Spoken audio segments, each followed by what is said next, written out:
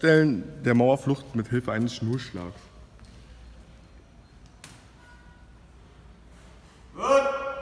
Längen markiert. Läufer. Mauern langsam die Ecken hoch. Mauern die Ecken in einen rechten Winkel.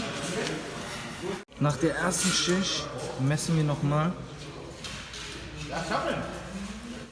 So sieht dann die erste Schicht aus. Unsere Dehnungshöhe, unsere Ecken.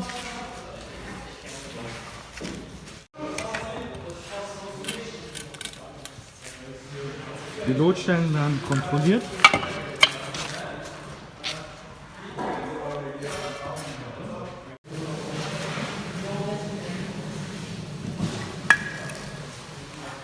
Nachdem wir die Ecken hochgemauert haben, machen wir eine Schnurre.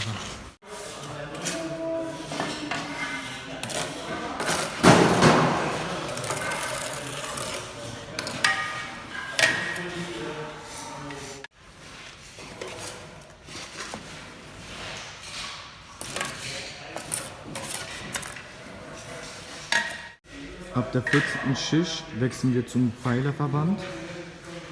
Das ist das Ende unserer Mauerwerks. Bis hierhin ist